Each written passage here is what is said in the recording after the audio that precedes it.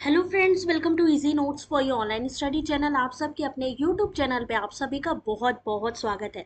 Friends, जैसा कि आप जानते हो कि यूजीसी नेट का एग्जाम बहुत जल्दी कंडक्ट होने वाला है, वो भी ऑफलाइन मोड में। तो यहाँ पर आपके सामने मैं लेकर आई हूँ कुछ ऐसे क्वेश्चन जो एक्सपेक्टेड हैं, एग्जाम में पूछे जाने के चांसेस हैं, और हो सकता है कुछ क्वेश्चन ऐसे भी हों जो आपको नए लगे। तो चलिए, यहाँ पर एक तरीके का हम मॉक टेस्ट भी करेंगे, प्रैक्टिस भी करेंगे, और उन इम्पोर्टेंट और एक्सपेक्टेड क्वेश्चंस को भी देखेंगे। तो जल्दी से जल्दी वीडियो लाइव आ जाइए, वीडियो में लाइक और शेयर कर दीजिए, और थम्स अप कर दीजिए अगर आप सभी को मेरी आवाज प्रॉपर आ रही है। जल्दी से एक बारी आप सभी लोग कंफर्म कर दीजिए कि क्या आप लोगों को मेरी आवाज प्रॉपर सुनाई दे रही है। इंपॉर्टेंट क्वेश्चन होंगे, आपको आंसर करना है क्वेश्चंस का। ठीक है, स्टार्ट करें फिर। चलिए स्टार्ट करते हैं पहले क्वेश्चन के साथ में। चलो भाई दीपशिखा, स्टार्ट हो जाओ। Question number one. Question number one, timing start करने वाली हूं, आपको आंसर करना है उसी टाइमिंग के अंतर्गत। क्वेश्चन नंबर वन, निम्नलिखित में से कौन सा शिक्षण व्यवहार में सुधार के लिए प्रयोग किया जाता है? Auto instruction, micro teaching, classroom interaction या पैनल टीचिंग? 30 सेकंड में आंसर करना है, और काउंट करते जाइएगा कि कितने क्वेश्चन के आंसर आप लोगों ने सही दिए हैं आज। ठीक है,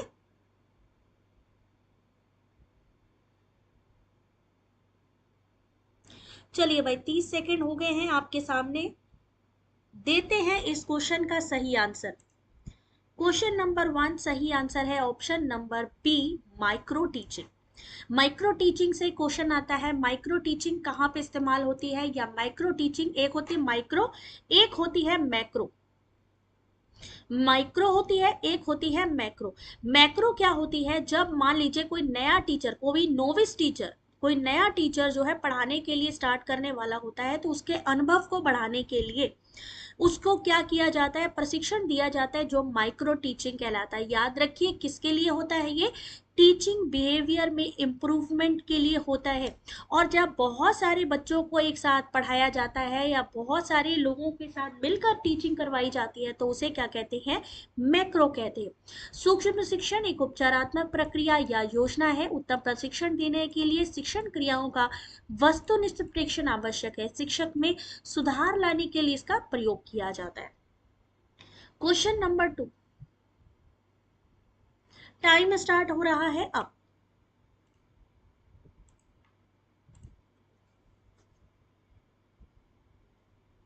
मैं नहीं दिख रही हूँ क्योंकि मेरी आवाज बैठी हुई है। मेरी बोलने की कथा नहीं है, तो ऐसे में दिखना तो मेरे लिए बहुत डिफिकल्ट है। थोड़ी तबीयत ठीक हो जाए देन फिर मैं लाइव आऊंगी आप लोगों के सामने। ठीक है, क्वेश्चन नंबर टू पे फोकस करिए सब लोग, और बताइए इस क्वेश्चन का सही आंसर क्या होगा।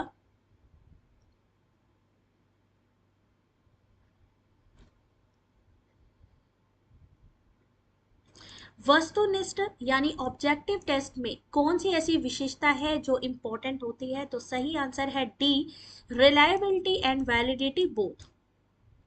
वस्तुनिष्ठ यानी ऑब्जेक्टिव जो टेस्ट होता है, ऐसा प्रशिक्षण है जिसमें कि प्रश्नों की संख्या अधिक और उनके उत्तर छोटे होते हैं। शिक्षक को मूल्यांकन करने में सुविधा होती है। वस्तुनिष्ठ प्रशिक्षण की सबसे प्रमुख विशेषता अंकों की विश्वसनीयता, वैधता और वस्तुनिष्ठ है। यानी अगर हमने क्वेश्चन को सही किया है तो हमें मार्क्स कंफर्म मिलेंगे, अगर हमने क्वेश्चन गलत किया है तो हमारे मार्क्स उतने नहीं मिलेंगे। तो रिलायबिलिटी और वैलिडिटी दोनों ही होती है। क्वेश्चन नंबर थ्री, 30 सेकंड मिलेगा क्वेश्चन को रीड करके आंसर करने के लिए। आंसर करिए।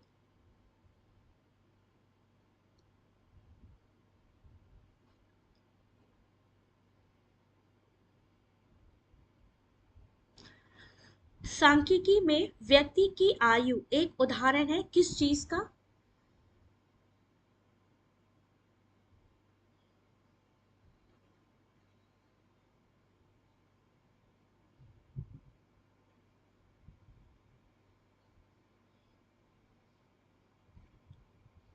Continuous variable, qualitative variable, discrete variable या qualitative discrete variable both? Question number 3 सही आंसर है कंटिन्यू वेरिएबल। व्यक्ति की आयु क्या होती है, कंटिन्यू बढ़ती रहती है। सतत चर वे चर है जिनके किन्हीं भी दो मानों के बीच में प्रत्येक मान को धारण करना सैद्धांतिक रूप से संभव है, जैसे कि भार बढ़ेगा, लंबाई, व्यक्ति की आयु सतत चर के उदाहरण है। असत चर जिसे खंडित चर भी कह सकते हैं, जैसे कि 2.5, 3.5 या 4.5 यानी 5.5, इसमें ये नहीं हो सकती, पूर्णांक में ही होगी। तो यहाँ पर असतत चर का मान पूर्णांक में ही होता है, ठीक है, यानी आधे अधूरे में नहीं हो सकता है। चलिए नेक्स्ट क्वेश्चन, क्वेश्चन नंबर 4।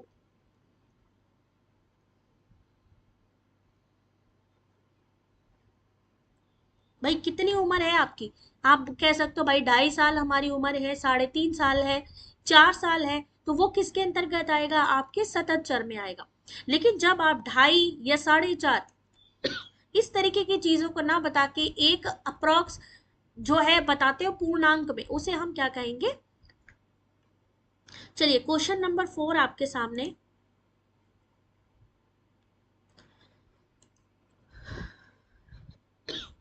इनमें से कौन सा केंद्रीय प्रवृत्ति की माप ही नहीं है?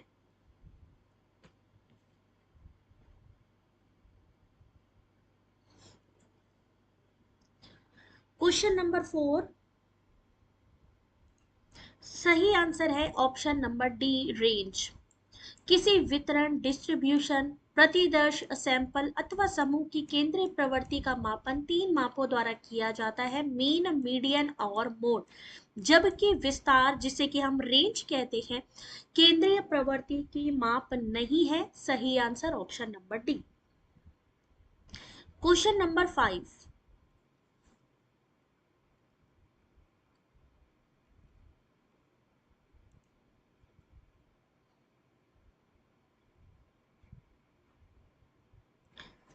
पहला ईमेल किसने भेजा था?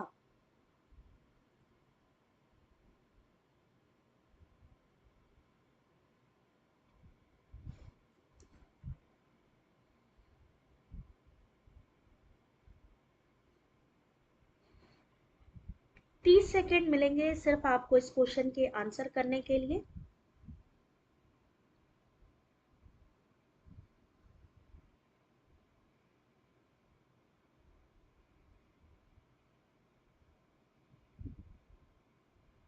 चलिए देखिए इस क्वेश्चन का सही आंसर। क्वेश्चन नंबर 5 सही आंसर है टॉमिल्सन।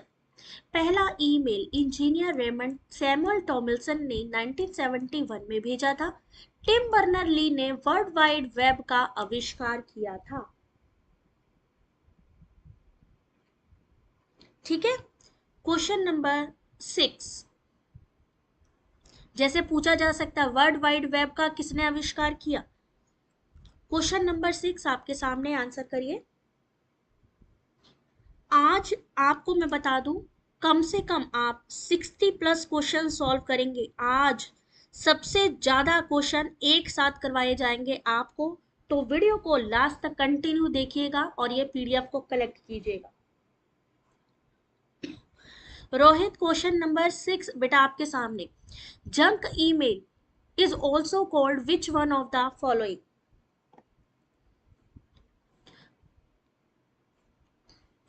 Correct answer question number 6 option number A, spam, जिसे हम अनचाही बल्क मैसेज भी कह सकते हैं। आपने कभी कभी अपने ईमेल पे देखे होंगे कई अलग तरीके के बल्क मैसेज आ जाते हैं, जो आपको लगता है कि भाई प्रमोशनल भी हो सकते हैं, तो वो आपके किस में आएंगे? स्पैम में आएंगे। Question number 7।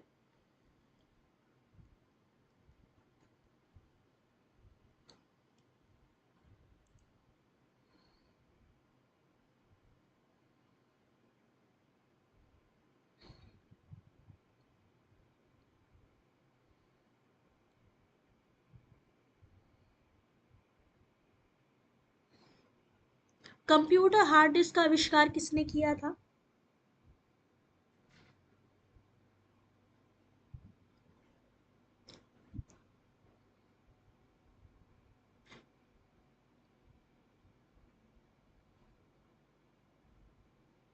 चलिए देखते हैं इस क्वेश्चन का सही आंसर क्या होता है। क्वेश्चन नंबर 7 करेक्ट आंसर है Johnson, Reynold B Johnson. Computer hard disk का आविष्कार आईबीएम कंपनी के इंजीनियर रोनाल्ड बी जॉनसन ने किया था। क्वेश्चन नंबर 8, जो भी क्वेश्चन आपको नए लग रहे हैं उसमें क्वेश्चन नंबर डाल के ये जरूर लिखिए कि ये नया क्वेश्चन था मेरे लिए, ठीक है। जैसे कि अभी केपी ने कहा कि 7 का आइडिया नहीं है, यानी वो क्वेश्चन नया है ना। चलो अगला क्वेश्चन है गूगल स्कॉलर। गूगल स्कॉलर क्या है? Publishing tool, web browser, operating system या वर्ड प्रोसेसिंग पैकेज।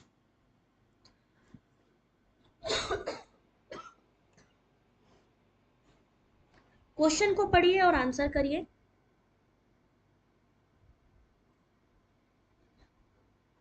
याद रखिए ये भी हो सकता है कि इनमें से कोई भी ऑप्शन ना हो, अपने दिमाग का इस्तेमाल करिएगा क्योंकि एनटीए भी ऐसा ही करता है आपके साथ।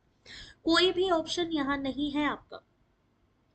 गूगल स्कॉलर एक मुक्त रूप से सुलभ वेब खोज इंजन है जो विभिन्न प्रकाशन प्रारूपों, विषयों में विद्वतापूर्ण साहित्य के संपूर्ण पाठ को अनुक्रमित के द्वारा लॉन्च किया गया एकेडमिक सर्च इंजन कह सकते हैं।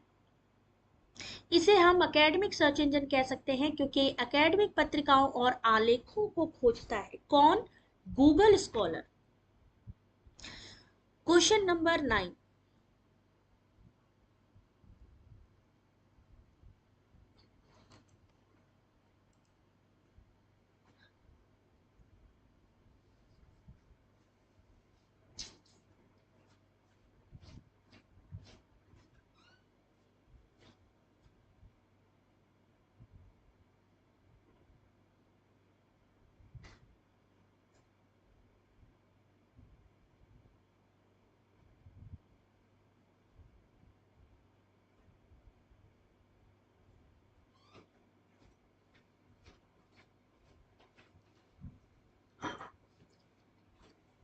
चलिए देखते हैं इस क्वेश्चन का सही आंसर।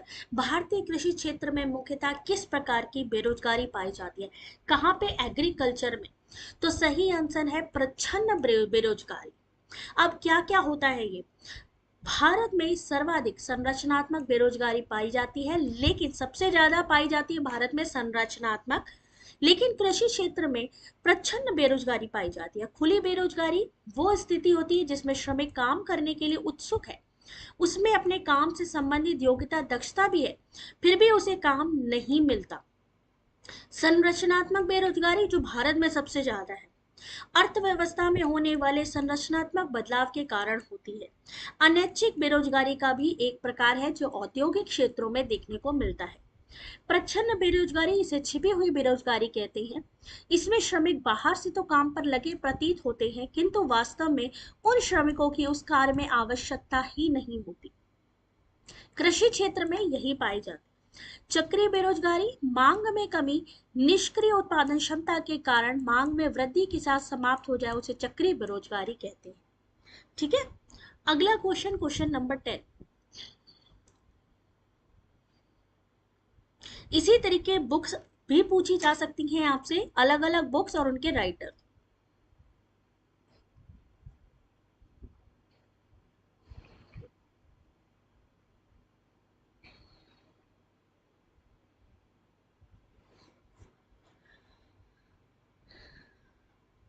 अनहैप्पी इंडिया के लेखक इनमें से कौन से हैं?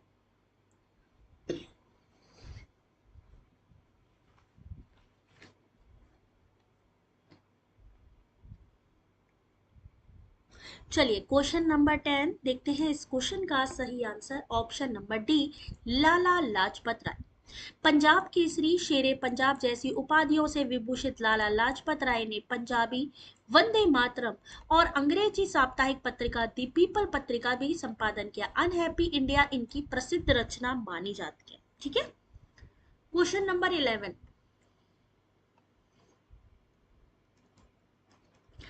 एंशियंट एजुकेशन से एक क्वेश्चन आपके सामने।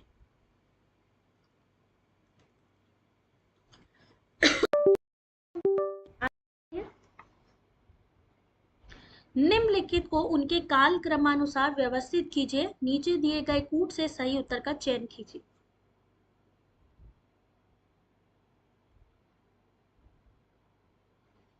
पहले कौन सा आया, क्या चीज पहले आई, वेद, अरण्यक, ब्राह्मण ग्रंथ, उपनिषद या वेदांत?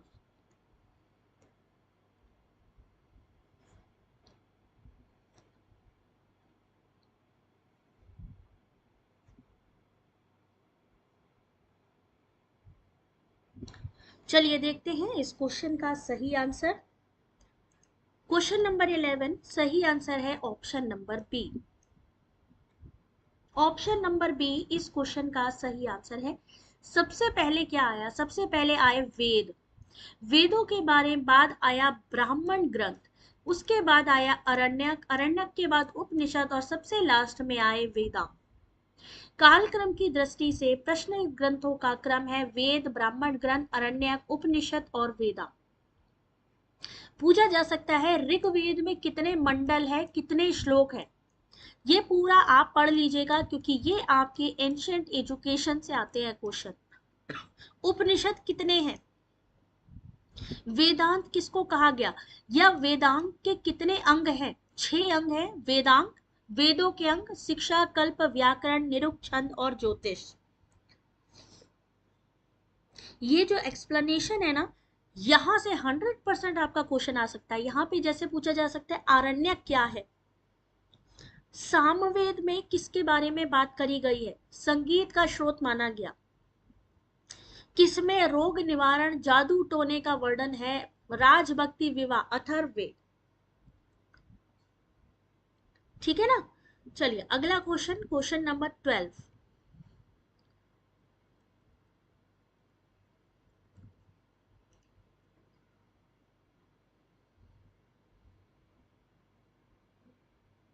आजादी का अमृत महोत्सव की जो अवधि है वो क्या है,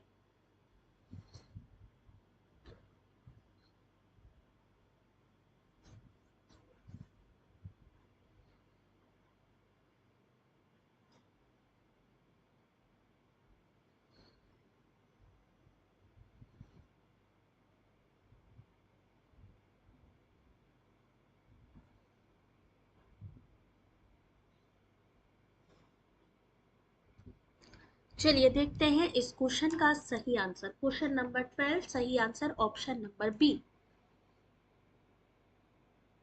स्वतंत्रता प्राप्ति के 75वीं वर्षगांठ को यादगार बनाने के लिए आजादी का अमृत महोत्सव, जो कि 12 मार्च से 15 अगस्त 2023 तक कुल 75 सप्ताह जिसमें माने गए। इसका उद्देश्य भागीदारी को प्रोत्साहित करना, जन भागीदारी सुनिश्चित करना। अगला क्वेश्चन, क्वेश्चन नंबर 13। क्वेश्चन को रीड करिए और रीड करते हुए आंसर करिए।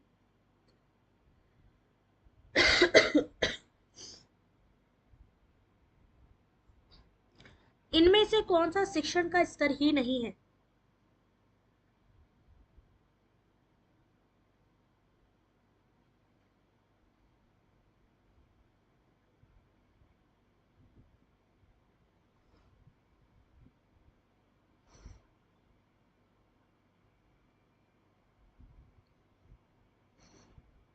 बिल्कुल इस क्लास की पीडीएफ भी मिलेगी, लेकिन सिर्फ उनको जो पूरी क्लास देखेंगे और कमेंट करेंगे।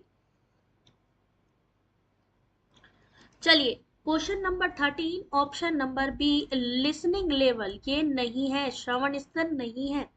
3 स्तर है, स्मृति स्तर, बोध स्तर और चिंतन स्तर। सबसे पहला सबसे छोटा स्तर किसको माना जाता है, स्मृति स्तर को, जहां रटाया जाता है बच्चों। और सबसे हाईएस्ट कौन सा है, चिंतन स्तर, जिसे हम कहते हैं रिफ्लेक्टिव लेवल। आपसे पूछा जा सकता है कि जो क्रिटिकल लेवल है दिमाग का, क्रिटिकल थिंकिंग है, वो कौन से लेवल पे डेवलप हो जाती है, क्रिटिकल थिंकिंग कौन से लेवल पे जाके डेवलप होती है।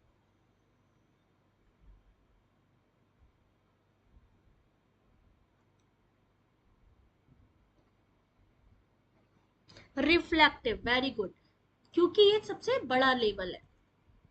सबसे छोटा स्मृति स्तर, जैसे छोटे छोटे बच्चे हैं उनको रटाया जाता है, बताया जाता है ना। चलो अगला क्वेश्चन, क्वेश्चन नंबर 14।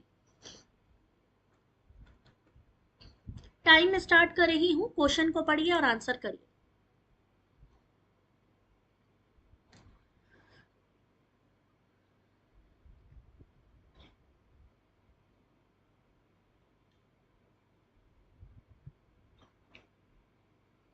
शोध की किस विधि में कारण और प्रभाव संबंध स्थापित किया जाता है? कारण प्रभाव, कॉज एंड इफेक्ट। राधा ने, रेखा ने, सुमन ने, सबने कहा है डी। तो डी आंसर जब आप कह रहे हैं तो बिल्कुल सही है। इसे कॉज एंड इफेक्ट यानी कारण प्रभाव संबंध कहा जाता है। प्रयोगात्मक शोध विधि, जरा एक बार ये एक्सप्लेनेशन पढ़िएगा।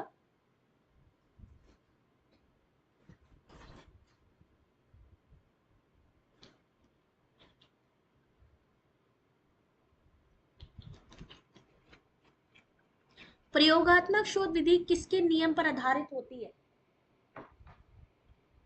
एकल चर के नियम पर आधारित होती है। इसका आधार क्या है? Method of difference.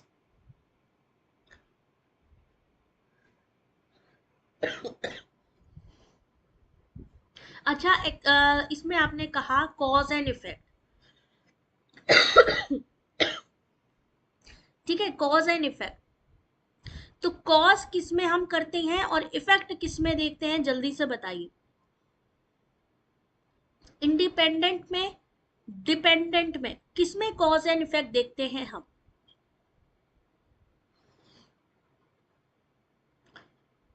इंडिपेंडेंट में देखते हैं कॉज, प्रभाव किस में देखा जाता है? सॉरी, इंडिपेंडेंट आपका हो गया कॉज, स्वतंत्र चर पे हम प्रयोग करते हैं तो वो हमारा हो गया कॉज। प्रभाव किस पे देखते हैं? निर्भर चर पे, जिसे हम कहते हैं डिपेंडेंट, उसमें क्या देखते हैं? इफेक्ट। ठीक है, यहां से भी क्वेश्चन आता है आपके सामने। Question number 15।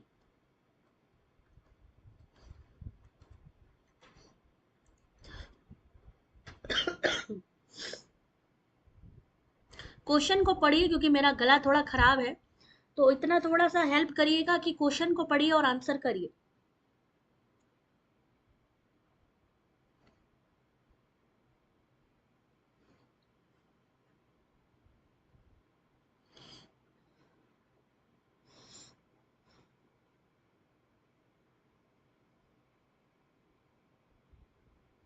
अच्छी परिकल्पना की विशेषता इनमें से कौन सी है? क्वेश्चन नंबर 15 सही आंसर है सी। दोनों ही, यानी कंसेप्चुअल क्लैरिटी होनी चाहिए, टेस्टेबिलिटी ऑफ एक्सप्लेनेशन होनी चाहिए, उसके अलावा अच्छे से हल यानी सॉल्यूशन निकलना चाहिए, क्लैरिटी, सिंप्लिसिटी, वेरिफिएबल यानी सत्यापनीय होनी चाहिए, स्पेसिफिसिटी, फ्रुगैलिटी, मितव्ययता, लॉजिकल कॉम्प्रिहेंसिबिलिटी और कंसिस्टेंसी होनी चाहिए एक अच्छी परिकल्पना के लिए। अगला question, question number 16।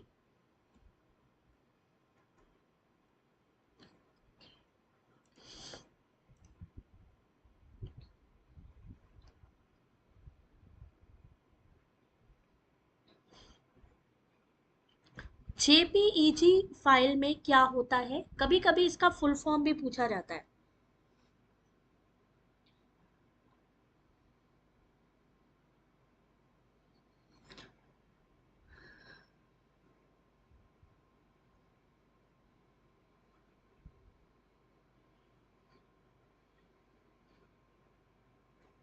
Very good Deepshikha, joint photograph expert group.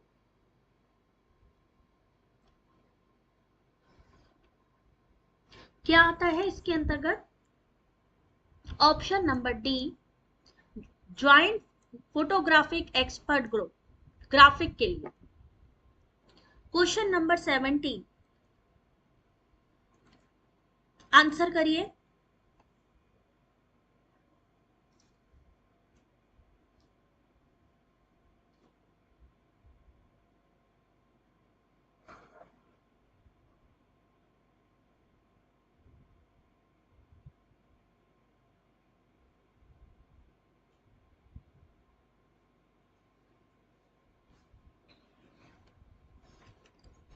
इनमें से कौन सा सुमेलित नहीं है, यानी ठीक से मैचिंग नहीं?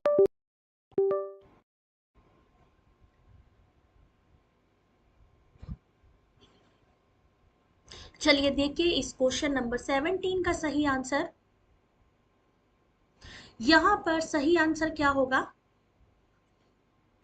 कौन सा सही सुमेलित नहीं है, यहाँ पर किसी भी ऑप्शन में इस तरीके की चीज नहीं है। अखिल भारतीय तकनीकी शिक्षा की स्थापना 1945 में, वैज्ञानिक आधुनिक अनुसंधान प्रतिशत 42 में, भारतीय सामाजिक विज्ञान अनुसंधान 1969 में, विश्वविद्यालय अनुदान आयोग 56, तो यहाँ पे 1945 होना चाहिए जो सही सुमेलित नहीं है, ऑप्शन नंबर बी। ठीक है, ईयर याद रख लीजिएगा क्योंकि ईयर से क्वेश्चन पूछे जाते हैं। क्वेश्चन नंबर 18,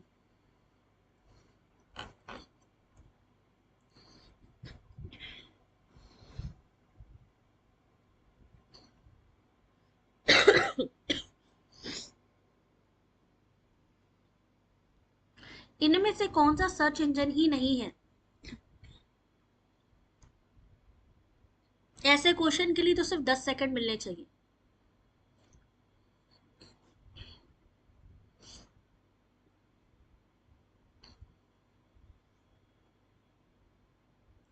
सही आंसर बिल्कुल सही जा रहे हैं, Windows. Bing, Google, Yahoo search engine है, जबकि विंडोज सिस्टम सॉफ्टवेयर होता है। क्वेश्चन नंबर 19,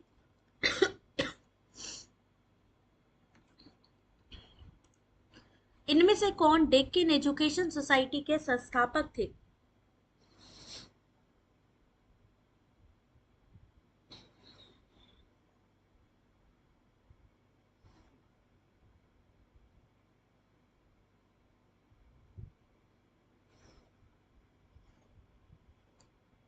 ऐसे ही महिला शिक्षा से जुड़ी हुई जितनी संस्थाएं हैं, जितनी कमेटी हैं, जितनी सोसाइटी हैं, चाहे प्री इंडिपेंडेंस हो या पोस्ट इंडिपेंडेंस, वहां से भी क्वेश्चन आता है।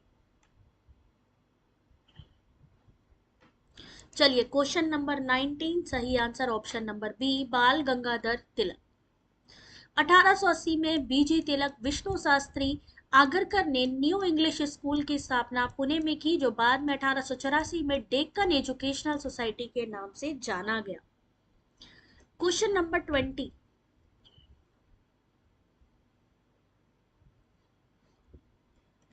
आप कहोगे मैम ऐसे क्वेश्चन क्यों करवा रहे हो, इसलिए क्योंकि जनरल अवेयरनेस के क्वेश्चन ऑलरेडी इस बारी आपसे पूछे जाएंगे, इन्होंने जो सिलेबस चेंज किया है उसके अकॉर्डिंग।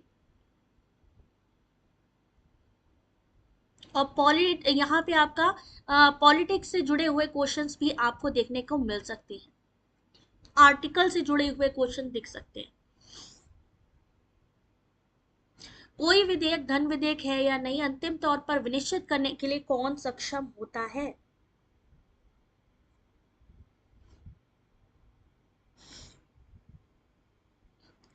क्वेश्चन नंबर 20, सही answer option number 1, the speaker of Lok Sabha. Very good job, जिन्होंने भी भाई सही आंसर किया है जल्दी से अपने लिए क्लैपिंग कर लें, बहुत सही आंसर है। अनुच्छेद 109 में धन विधेयकों के संबंध में विशेष प्रक्रिया, अनुच्छेद 100 धन में धन विधेयक की परिभाषा दी गई है। क्वेश्चन नंबर 21,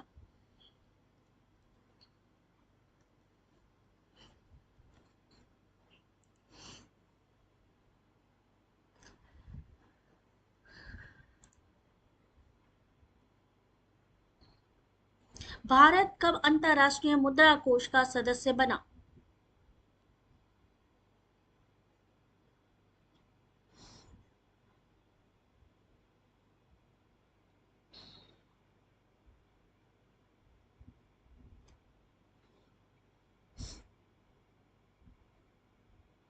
कोई बात नहीं, गलत हो रहा है तो वो सही होगा। यहाँ पे गलत हो गया कोई बात नहीं, हमें चीजें सीखने को मिल रही है, एग्जाम में गलत नहीं होना चाहिए। क्वेश्चन नंबर 21, सही आंसर ऑप्शन नंबर 1, 1945। इसीलिए तो कह रहे हैं भैया ये इंपॉर्टेंट चीजें हैं जो आप लोगों को ये दी जा रही हैं। ये क्वेश्चन जो छांट छांट के आपके लिए लाए गए इंपॉर्टेंट है कि नहीं है। ये जो अभी आप पढ़ रहे हो ऐसे क्वेश्चंस आप लोगों ने अभी तक पढ़े हैं इस तरीके से। हम लोग सिर्फ रट्टाफिकेशन कर रहे हैं कि भाई बुक पढ़ लो, ये कर लो, वो कर लो, लेकिन अलग से हटके तो हम लोग कुछ कर ही नहीं रहे। और एनटीए अब पुराने तरीके से तो कुछ पूछ ही नहीं रहा है। ठीक है, तो आईएमएफ जो स्थापना है 1944 में संयुक्त राज्य के न्यू हैम्पशायर में संयुक्त राष्ट्र संघ के ब्रेटन वुड सम्मेलन की गई थी। भारत आईएमएफ का सदस्य 1945 में बना। इसके उद्देश्य क्या है इसको भी पढ़ लेना एक बार, ठीक है। कितने सदस्य प्रेजेंट टाइम में है पढ़ लेना, जो चीज मैं कह रही हूँ पढ़ लेना, उसको तुरंत गूगल पे सर्च मारो। Question number 22।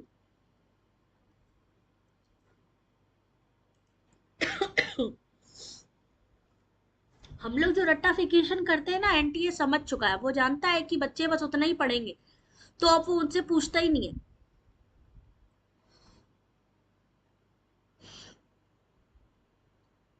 Ganga action plan किस वर्ष में प्रारंभ हुआ?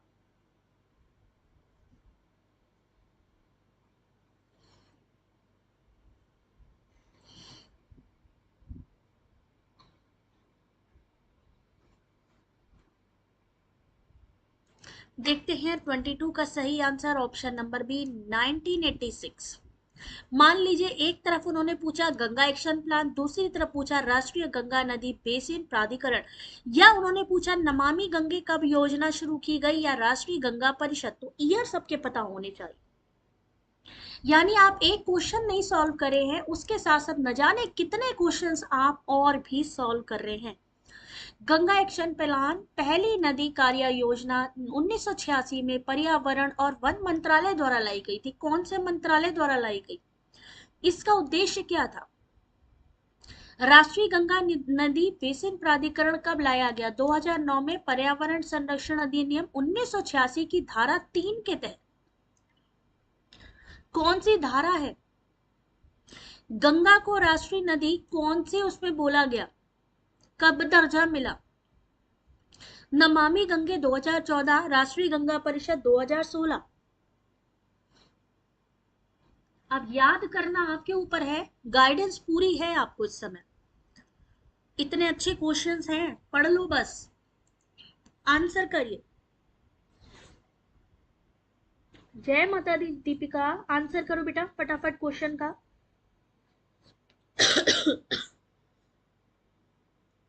धारा कौन सी है? 3। वैसे ही एक क्वेश्चन और भी आता है कि यूजीसी की जो स्थापना हुई कौन सी आर्टिकल के तहत हुई? 1956 सबको पता है, लेकिन 12 बी सबको पता नहीं है। कौन सा शोध वर्तमान परिस्थितियों में सुधार पर केंद्रित है?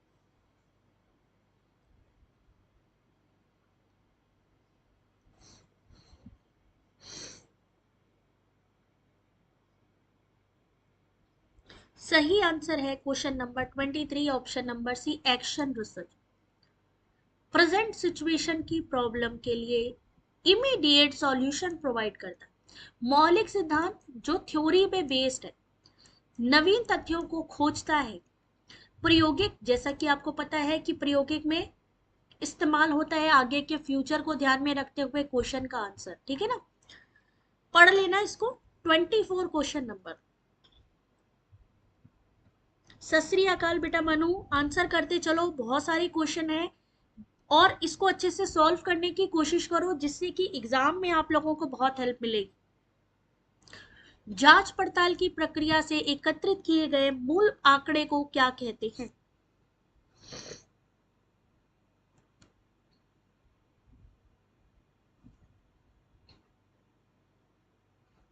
जैसे ही मूल आंकड़ा आएगा,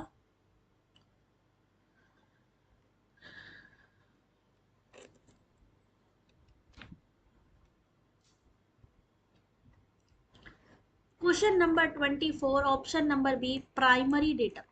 अच्छा, हिस्टोरिकल में डेटा कलेक्शन कहां से होता है? हिस्टोरिकल रिसर्च में डेटा कलेक्शन प्राइमरी, जब हम अनुसंधान के लिए सबसे पहली बार डेटा इकट्ठा करते हैं। सेकेंडरी, जब इकट्ठा किए गए डेटा का इस्तेमाल हम दोबारा करते हैं, उसको पब्लिश कराते हैं। प्राथमिक डेटा को एकत्र करने की कौन कौन सी रीतियां हैं? प्रत्यक्ष, व्यक्तिगत अनुसंधान, मौखिक अनुसंधान, क्वेश्चनेयर से तरीके हैं अलग अलग कलेक्शन करने के।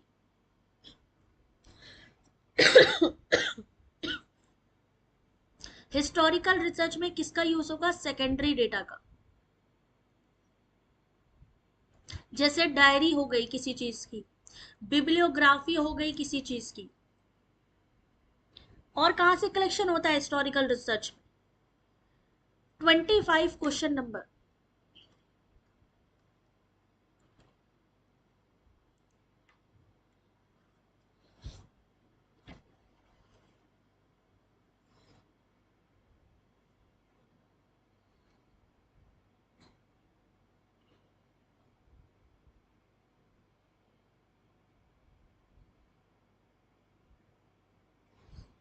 राष्ट्रीय अध्यापक शिक्षा परिषद एक सामाजिक निकाय के रूप में कब अस्तित्व में आया?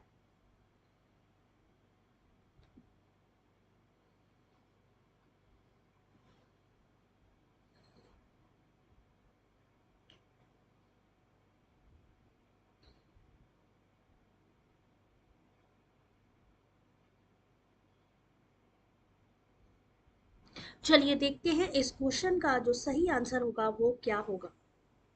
इस क्वेश्चन का सही आंसर एनसीटीई आया आपका 8वीं पंचवर्षीय योजना में 1992 से 97, 17 अगस्त 1995 को स्थापना की गई। Question number 26।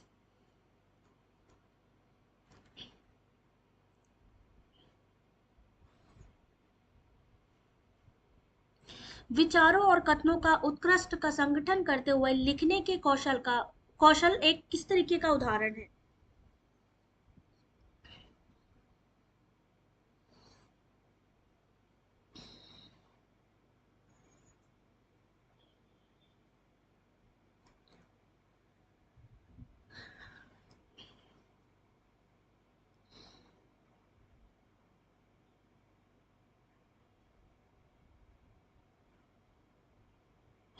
चलिए देखिए इस क्वेश्चन का सही आंसर 26 सही आंसर है बी, सिंथेसिस यानी संश्लेषण का। विचारों एवं कथनों के उत्कृष्ट संगठन करते हुए लिखने का कौशल संश्लेषण का एक उदाहरण है। 27। Question number 27।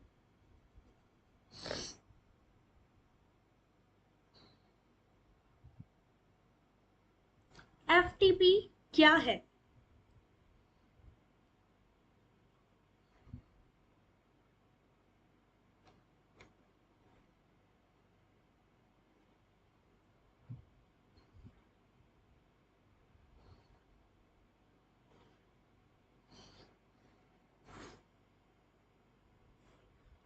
चलिए देखते हैं इस क्वेश्चन का सही answer option number B, file transfer protocol. यह एक मानक नेटवर्क के प्रोटोकॉल है जिसका उपयोग टीसीपी आईपी नेटवर्क पर फाइलों को स्थानांतरित यानी कि ट्रांसफर करने के लिए इस्तेमाल किया जाता है। 28।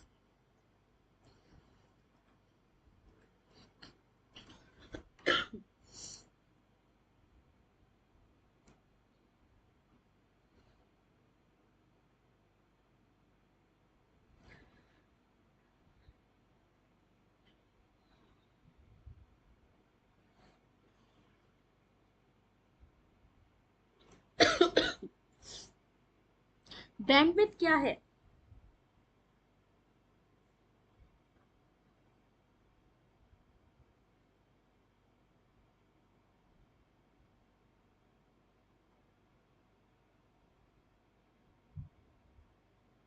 चलिए देखिए इस क्वेश्चन का सही आंसर ऑप्शन नंबर डी, एक चैनल के द्वारा यूनिट समय में ट्रांसफर बिट्स की संख्या। बैंडविड्थ को डेटा की मात्रा के रूप में मापा जाता है जिसे एक विशिष्ट समय में एक नेटवर्क के भीतर एक बिंदु से दूसरे बिंदु पर स्थानांतरित किया जा सके। यह बिट प्रति सेकंड यानी बीपीएस के रूप में मापी जाती है। Question number 29।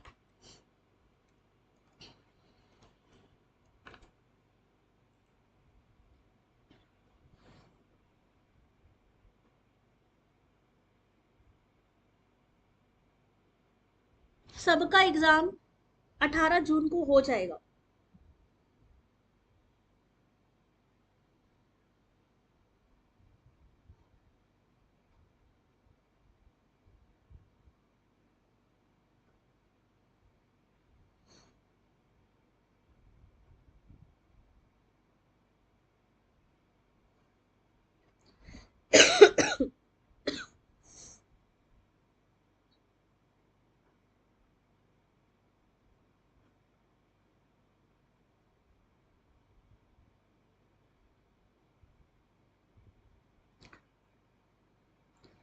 चलिए देखते हैं इस क्वेश्चन का सही आंसर। क्वेश्चन नंबर 29 सही आंसर है सी, टेराबाइट। ठीक है, इसको आप लोग पूरी जो कंप्यूटर मेमोरी है इसको मैं आप लोगों को प्रोवाइड कर दूंगी, ठीक है, टेलीग्राम पे, वहां से आप लोग पूरा पढ़ लेना एक बार। क्वेश्चन नंबर 30, जल्दी जल्दी आंसर करते जाओ जिससे कि बहुत सारे क्वेश्चन हैं जिसे आप सॉल्व कर पाओ।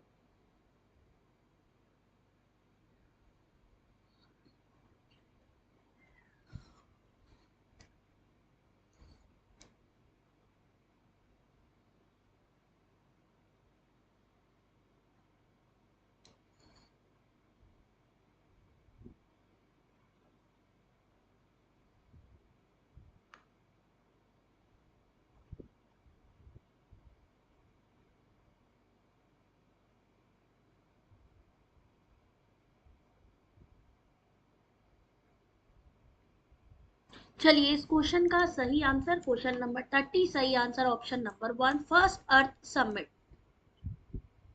पृथ्वी और उसके पर्यावरण के संरक्षण के संदर्भ में किसे हम +5 समिट भी कहते हैं। +5 समिट पृथ्वी प्रथम पृथ्वी सम्मेलन को कहते हैं। पृथ्वी शिखर सम्मेलन संयुक्त राष्ट्र संघ के समर्थन में 1992 में ब्राजील के रियो डी जेनेरियो में आयोजित किया गया। इसमें किस तरीके के समझौते हुए? जलवायु परिवर्तन फ्रेमवर्क, जैविक विविधता, सभी प्रकार के वनों का प्रबंधन, घोषणा पत्र और एजेंडा 21। आपसे पूछा जा सकता है कि एजेंडा 21 किसे कहा जाता है, तो पृथ्वी सम्मेलन को ही एजेंडा 21 भी कहा जाता है। ठीक है, क्वेश्चन नंबर 31,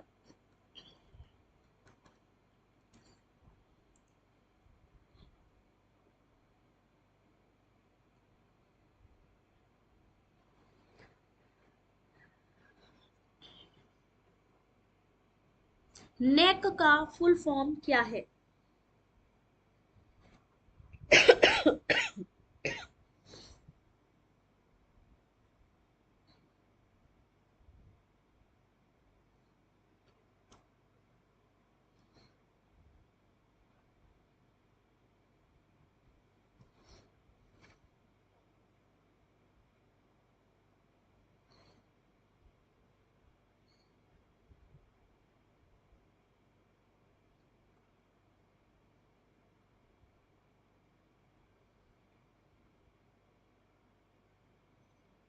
चलिए देखिए इस क्वेश्चन का जो सही आंसर है वो क्या होगा। क्वेश्चन नंबर 31 सही आंसर है D, national assessment and accreditation council. कब स्टार्ट हुआ? 1994 में। स्थापित कहाँ है? बेंगलुरु में। भारत की उच्च शिक्षा अन्य शिक्षा संस्थानों को आकलन एवं प्रत्यायन का कार्य कराती है, यानी असेसमेंट और एक्रीडिटेशन का काम करती है। ठीक है, स्थापित कब हुई थी? 1994 में, याद रखिएगा ईयर भी। 32 क्वेश्चन नंबर,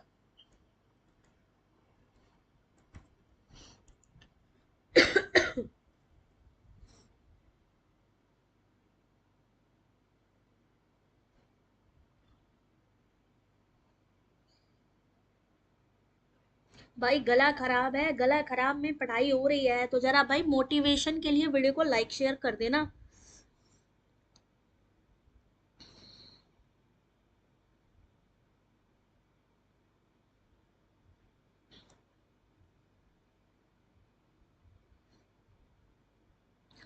चलिए, प्रथम राष्ट्रीय शिक्षा नीति कब घोषित की गई थी? Question number 32 option number C, 24 जुलाई 1968 में, जब कोठारी आयोग था। कोठारी आयोग की संस्तुति रिकमेंडेशन पे, और उसी समय ऑपरेशन ब्लैक बोर्ड भी लॉन्च किया गया था। ठीक है, यहाँ पर पूरा एक्सप्लेनेशन आप लोग पढ़ते जाना। क्वेश्चन नंबर 33,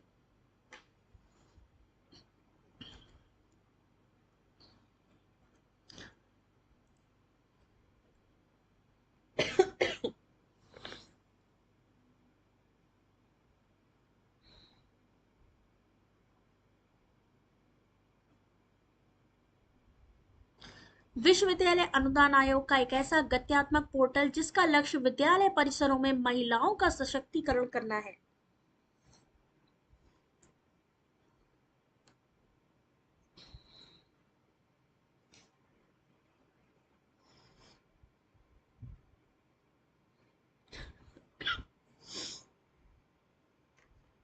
क्वेश्चन नंबर 33, सही आंसर है ऑप्शन नंबर डी, सक्षम। सक्षम क्या चीज है? यूजीसी केयर क्या है? ई सार्ट्स क्या है? स्वयं प्रभा। कितने चैनल है स्वयं प्रभा? 40। तो इन सब के बारे में डिटेल है यहाँ पे कि यूजीसी केयर क्या है, सक्षम क्या है, ई सार्ट क्या है, बस आपको पढ़ लेना है यहाँ पे, ठीक है। 34 क्वेश्चन नंबर।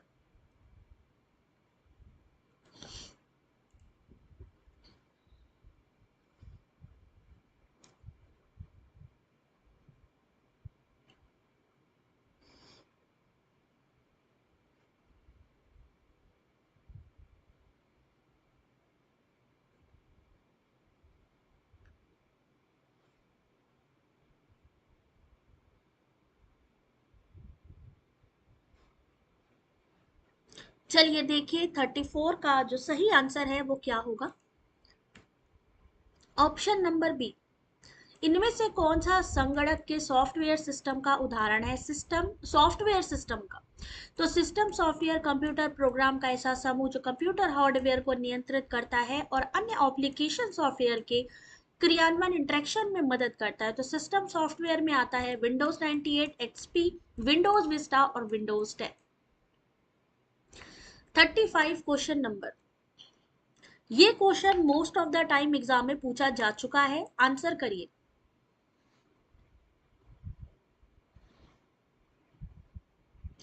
कुकीज क्या है? बिस्किट वाली कुकीज की बात नहीं हो रही है यहाँ पे, किस कुकीज की बात हो रही है? संगणक। जब आप हिंदी मीडियम वाले बच्चे एग्जाम देंगे तो उनको संगणक ही दिखाई देगा।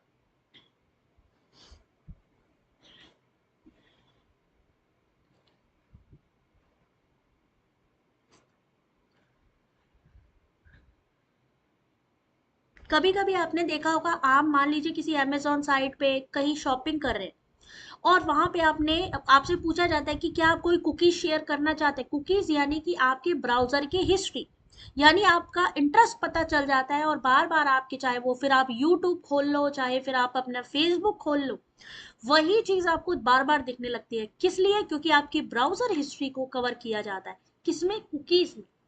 तो यहाँ सही answer option number B, text file जो वेब ब्राउजर से प्राप्त सूचना देती है, ठीक है।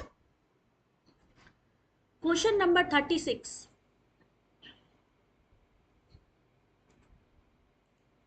मॉडेम प्रसारण के किस कार्य में प्रयुक्त होता है? जिन्होंने भी अभी तक वीडियो को लाइक नहीं किया भाई जल्दी से लाइक कर दीजिए, क्योंकि ये बहुत इंपॉर्टेंट क्वेश्चन है, नए क्वेश्चंस है एग्जाम को देखते हुए।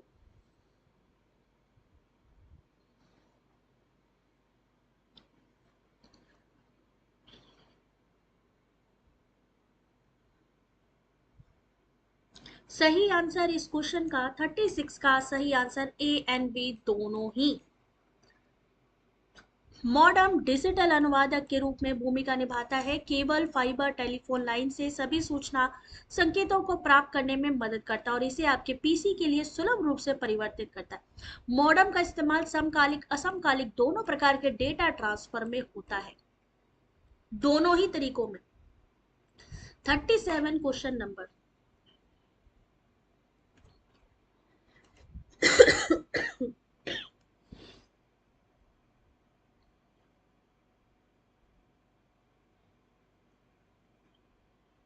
पृथ्वी तल के सबसे निकट वायुमंडल की परत का नाम क्या है?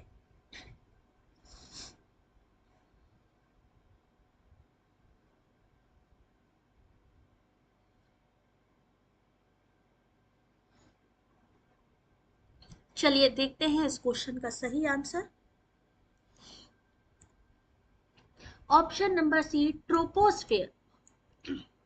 वायुमंडल की 5 परतें। शुभ मंडल पृथ्वी तल से 0 से 18 किलोमीटर, समताप 18 से 50, मध्य मंडल 50 से 80, आइनोस्फेयर 80 से 600 किलोमीटर और एक्सोस्फेयर 640 किलोमीटर से ऊपर। क्षोभ मंडल वायुमंडल की सबसे निचली परत मानी जाती है। याद रख लीजिएगा, कभी कभी ये भी आता है कि हेलीकॉप्टर जो उड़ता है वो कौन से मंडल में उड़ता है? तो आपको पता होनी चाहिए। या आपसे पूछा जा सकता है, इसी तरीके की एक मैचिंग ला दी गई और आपसे पूछा गया कि मैच कराइए कि समताप मंडल में कितने किलोमीटर से कितने किलोमीटर, आयन मंडल में कितने से कितने किलोमीटर होता है।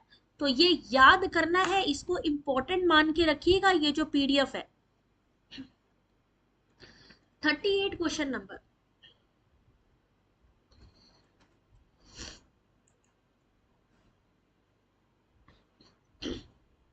संकेतों की मदद से आंकड़ों में चित्रमय प्रस्तुति को क्या कहते हैं?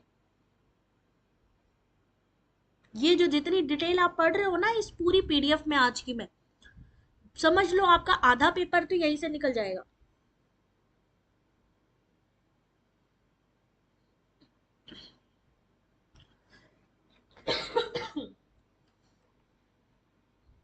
चलो देखो इसका 38 का सही आंसर, बिल्कुल सही रोहित, पिक्टोग्राफ।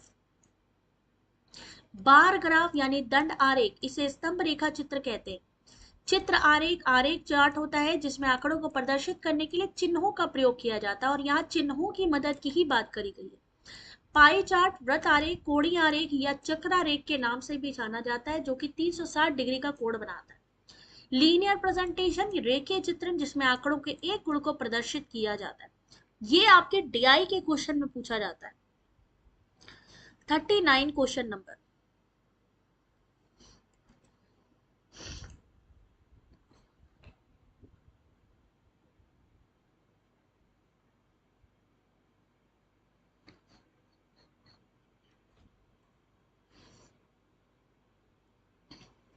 शिक्षक के कार्यों का वस्तुनिष्ठ मूल्यांकन होता है कहाँ पे?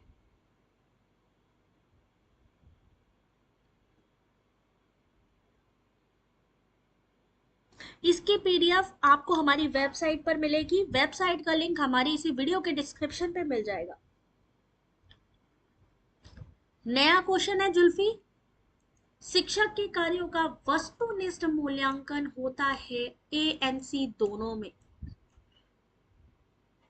आपसे FIACS का फुल फॉर्म भी पूछा जा सकता है, Flanders interaction analysis category system, और साथ ही रेटिंग स्केल के द्वारा। नया क्वेश्चन है ये कि नहीं है? 40 क्वेश्चन नंबर। किसमें यादृच्छिकरण नहीं किया जाता?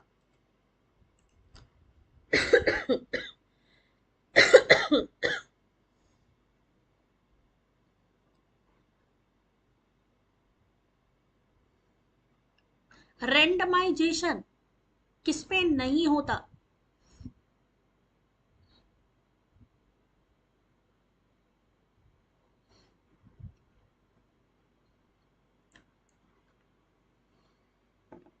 सही answer option number B, purposive sampling में।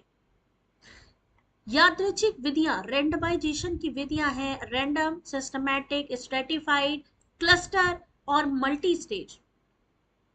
वही नॉन प्रोबेबिलिटी है पर्पसिव सुविधाजनक यानी कन्वेंस सैंपलिंग, और कोटा प्रतिचयन यानी कोटा सैंपलिंग। 41 question number.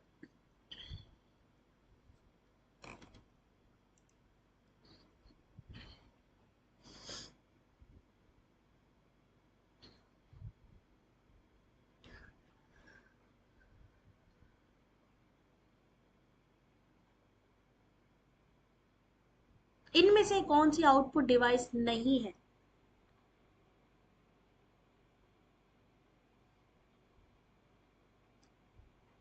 चलिए देखते हैं इसका सही answer. Option number C, scanner. Scanner क्या है? Input device. Input device output device ऐसे ही मैचिंग में आता है, जहां पे आपको आंसर करना होता है कि कौन कौन सी इसमें से इनपुट डिवाइस है आउटपुट डिवाइस है। ये इस समय एग्जाम में पूछा जा रहा है। 42 क्वेश्चन नंबर।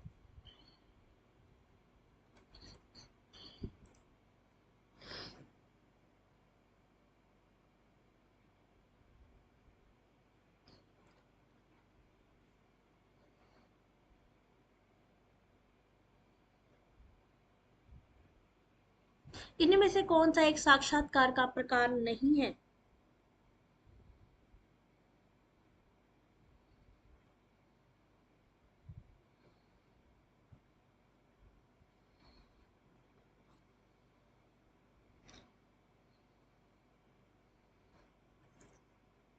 सही answer option number be specific. जबकि संरचित है, असंरचित है और अर्ध संरचित होता है। 43 question number.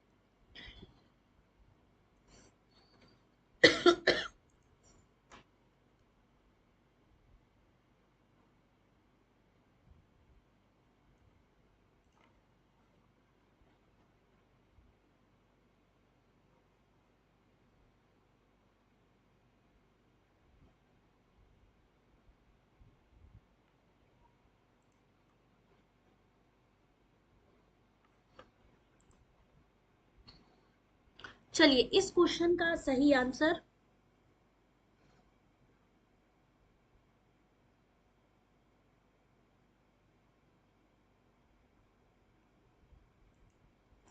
Option number C, doctor Shanti Swarup Bhatnagar. UGC के प्रथम अध्यक्ष डॉक्टर शांति स्वरूप भटनागर थे, जिनका कार्यकाल 53 से 55 था। और इस समय प्रेजेंट में कौन है? जगदीश कुमार। 44 का आंसर करिए।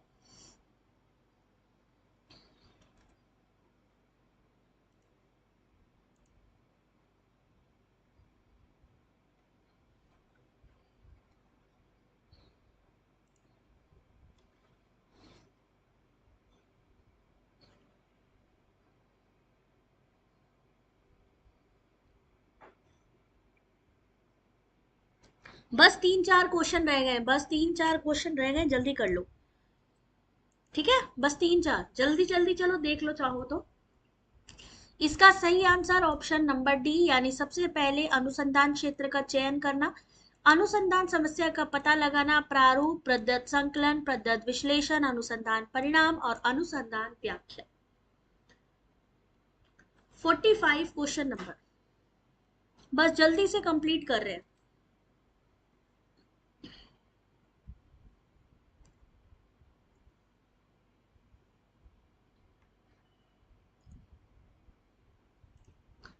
ग्रीन हाउस गैस इफेक्ट मुख्य रूप से किसके कारण उत्पन्न होता है? सही आंसर ऑप्शन नंबर सी। हमेशा क्वेश्चन आता है यहां से।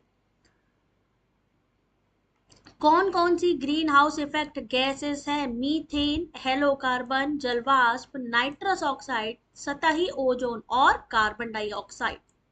6 होती हैं। 46।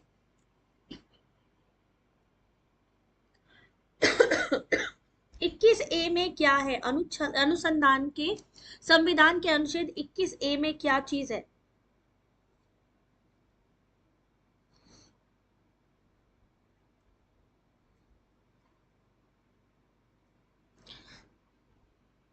Forty six. सही answer option number D, right to education. कितने साल से कितने साल के बच्चों के लिए? 6 से 14 साल। 21 ए। वहीं 21 में प्राण और दैहिक स्वतंत्रता, 29 में अल्पसंख्यक वर्गों के हितों का संरक्षण, 21 ए 86वें संविधान संशोधन अधिनियम 2002 के द्वारा अंतः स्थापित। 47। बस हो गया भाई, हो गया 46 हो गया। यहाँ पे ऑलमोस्ट हम 50 तक पहुंच गए। अब हम मिलेंगे कल आपसे 11 सवा 11 बजे PYQ की क्लास के साथ में। ये सारे PDF मैं वेबसाइट पर अपलोड करने वाली हूँ, तो सब लोग वेबसाइट को चेक करते रहिए। ठीक है, बाकी जो लिंक होगी मैं डायरेक्टली आपको व्हाट्सएप पे और टेलीग्राम पे शेयर कर दूंगी। जाने से पहले अपना फीडबैक जरूर दीजिएगा कि क्लास कैसी लगी आप लोगों को, और वीडियो को एक लाइक और एक शेयर जरूर करिएगा। मिलते हैं नेक्स्ट क्लास में, तब तक अपना ध्यान रखिए। Take care, God bless you.